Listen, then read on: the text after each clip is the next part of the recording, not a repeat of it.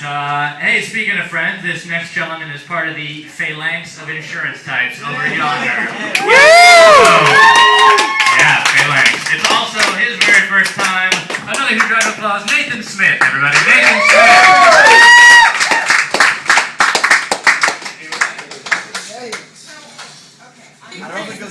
It's ridiculous. I have no material. Everybody's been talking so long. I'm going to be like the premature ejaculator. And I think I'm the last guy because she was talking about the improv session. So I'm the premature ejaculator and the caboose. Like, all right. So my little notepad, I've got 3 jokes. I've got one that's labeled tall, owl, and English degree. So I kind of wanted to talk about what it's like being tall. Like, you can never really be inconspicuous. Like, you walk into like a house party or a bar and people immediately are like, look at that guy. He's all limbs. I bet he has a weird dick. But it does have its ups. I mean, I appreciate being tall. I mean, if somebody were to step to me, like I said, I'm all limbs, it'd be like getting in a fight with a wet jump rope. I think I could take him down.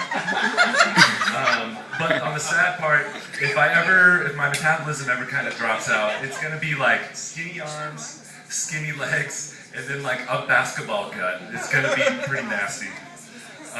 But I definitely get the proverbial, do you play basketball, or how's the weather up there? And then the occasional old meteorologist, now listen, young man, if you're out gonna be making love in the out of doors, don't get struck by lightning. But by far the worst thing about being tall is trying to dance with a girl.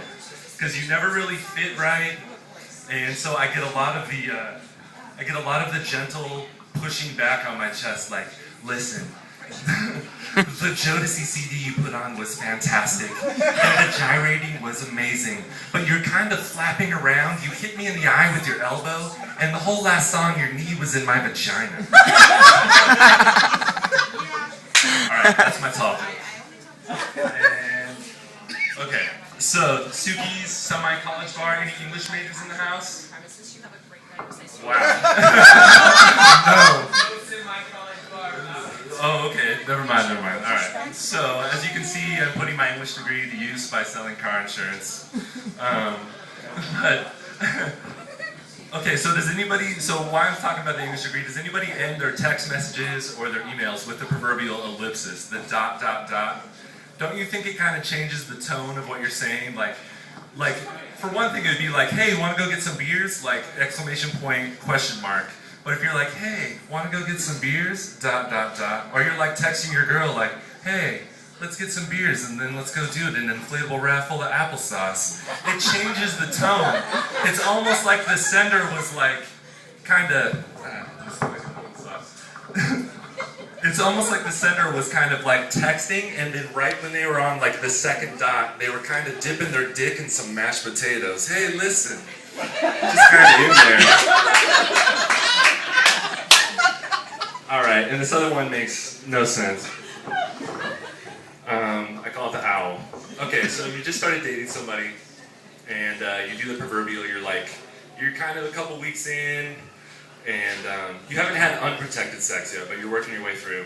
And you're a couple weeks in, and so it's time to meet like their friends on their turf.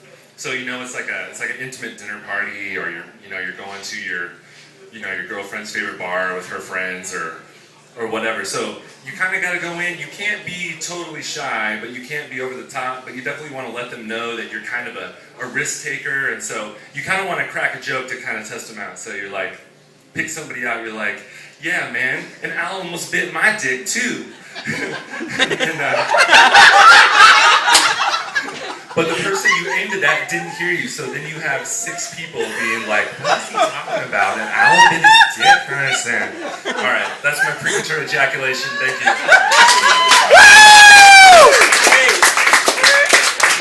Nathan Smith and his funny-looking dick, Jeffrey. Get it? Jeffrey's the funny.